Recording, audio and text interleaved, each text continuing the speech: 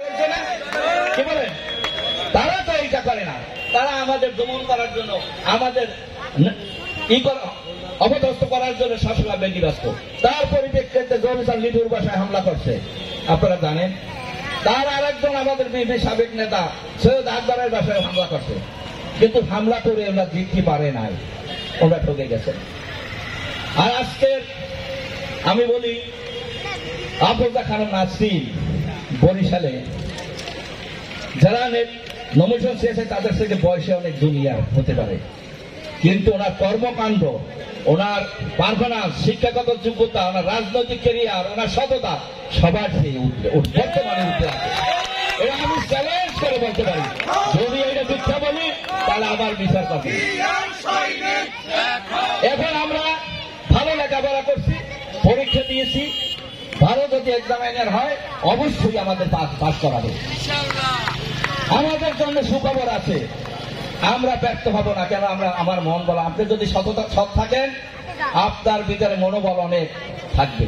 আপনি যদি দুর্বল থাকেন, মনের ভিতরে কোনো অপরাধ থাকে, তা আপনি কিন্তু বড় কথা কখনো বলতে পারবেন না। নাসরিনের ভিতরে সততা আসি বিদায় সবসময় চ্যালেঞ্জ করে সব সাহস করতে বলে। একজন নারী হয়ে এত বড় কথা সবসময় চ্যালেঞ্জ করে বলে কেন তারা? এটা আপনাদের জানার দরকার। তার ভিতরে সততা আছে, পারিশ্রমিক দেওয়াটা আমি তার সাথে হাঁটতে পারি না, মাঝে মাঝে পিছিয়ে বসে যাই, তুমি এত হাঁটো কেন বোন? তাই আপনারা হাঁটতে পারে না, এত যে সে পরিশ্রম করতে পারে সেটা আমার কল্পনার বাইরে। এই জন্য আমরা কিছু লোক যারা আছি, অনেক লোকই আমরা আছি, আর তার পিছনে যারা সৎ এবং দলকে ভালোবাসে, নাসরিনকে সমর্থন করে, আমরাও তাকে সমর্থন করি। আগামী জাতীয় সংসদ নির্বাচনে আমরা আজকের এই রাষ্ট্র কাঠামো লিফলেট বিতরণ করারই করতাম, এই কথা বলতাম। যেহেতু আগামী 2-3 মাসের ভিতরে জাতীয় সংসদ নির্বাচন হচ্ছে, আমরাও প্রার্থী হয়েছি, সেই বলে তার প্রার্থীতাও আমরা এই জনসভায় প্রকাশ করছি।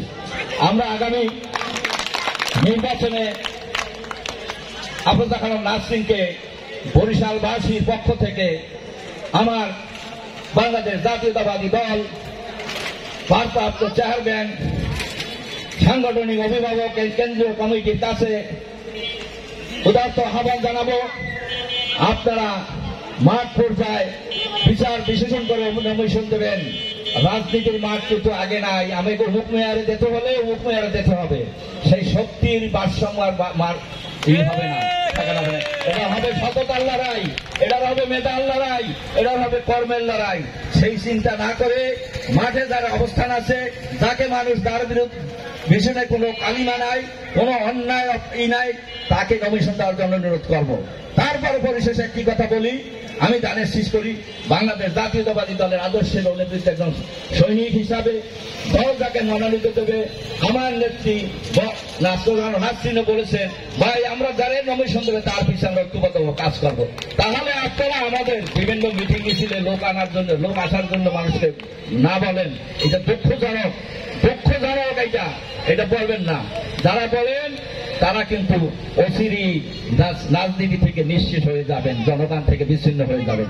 আমরা আপনার দলের লোক, আপনারাও দলের লোক।